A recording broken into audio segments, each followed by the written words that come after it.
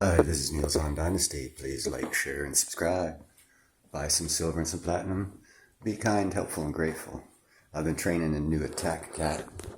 Shadow. Shadow. Hey, Shadow, you gonna be attack cat? Attack, you attack. Oh, yep. Oh, yeah, well, I'm training him to be a love cat, so he's attacking with love. Miserable day, wet. I hear you, big guy. I hear you. He wants to go outside, but he hates water, so he's not going outside. This is about Korea. This report's about Korea. And hopefully I won't get a second strike for telling or re-reporting other news stations' reports on stuff going on over there. My first strike was got by doing a report on China, which apparently stepped on some toes. So this report's on South Korea and a brain-eaten bug. Here we go. To recover from the Wuhan virus. If you think the worst is behind us, I have some bad news for you. Another deadly microorganism has been found, and this time it's an amoeba called Naegleria fowleri, or to put it simply, the brain-eating amoeba. What does it do? It doesn't only target your immune system or lungs, it can attack your brain. Hence the name, brain-eating amoeba. And this amoeba has sent alarm bells ringing around the world after claiming its first victim. The Korea Disease Control and Prevention Agency, or the KDCA, has confirmed the deadly microorganism has killed a South Korean national in his 50s. The man had returned from Thailand on the 10th of December. And the very next day, he was hauled to a hospital. He showed early symptoms of meningitis. He suffered from headaches, fever, vomiting, slurred speech. The doctors conducted several tests, and what they found was terrifying. The man's body contained a gene that was 99.6% identical to that of a meningitis patient. You see, in meningitis, the protective membranes around the brain and spinal cord get infected. It can lead to seizures and permanent brain damage, and if it is not treated promptly, it can lead to death. And that is what has happened with the South Korean national. He died 10 days after being admitted. Meningitis can be caused by a host of virus and bacteria, but for this man, it was caused by the brain-eating amoeba. Let's understand this deadly pathogen. Naegleria fowleri is a free-living amoeba. It is commonly found in soil and warm fresh water like lakes, rivers, and hot springs.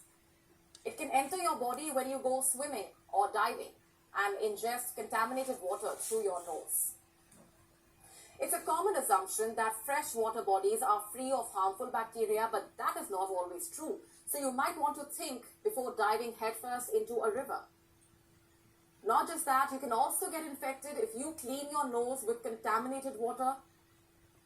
Now, we don't mean to scare you, but people have been infected from recreational waters as well. That was when the pools were not adequately chlorinated. Now, imagine going to a water park and coming back with a deadly infection. Who would have thought?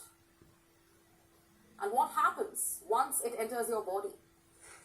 The amoeba directly aims for your brain. It destroys the brain tissues and causes meningitis. The symptoms can typically be observed within 5 days of infection, but it has an incubation period ranging from 1 to 12 days. And the most concerning part is the infection is almost always fatal. It has a death rate of 97%. But thankfully, it is a rare disease. As of 2018, over 380 cases have been reported across the world. This includes the US, China, Thailand, Japan, and India. So far, America has reported the highest number of cases. 154 US citizens have been infected since the 1960s, out of which only 4 have survived. Now, South Korea has reported its first ever death from the brain-eating amoeba, and the way it has happened may remind you of the COVID-19 pandemic. A person goes overseas and gets infected. He returns to his country, gets admitted, and dies. Now again, we don't aim to incite fear, but it is inevitable to draw parallels in a post-pandemic world. In the recent years, we have realized that small microorganisms can bring an entire world to a halt. It can cause millions of deaths and topple economies. And with new variants being discovered so frequently, it's only natural to be wary of infections like this one, especially when it has such a high death rate.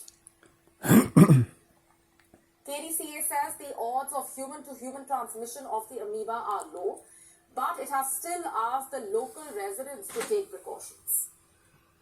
This is what the KDCA head, Ji Young Mi, has said in a press release. I'm quoting. To prevent the infection, we recommend avoiding swimming and leisure-related activities and using clean water when traveling to areas where cases have been reported. The risk of infection is not high, but most cases start through swimming, so it's best to be cautious.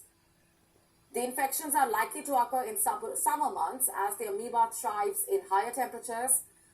Cases are commonly reported among males under 14 years. The precise reasons for that are not known, but it could be because children of that age are more likely to indulge in water activities. Unlike Very interesting stuff. Figured I'd inform however many of my viewers watch this and let you guys know what's up. Keep Clorox hand wipes and Lysol like hand wipes. So if you do when you want to go swimming or whatnot, wipe your face down and wipe your hands down, then go into the water.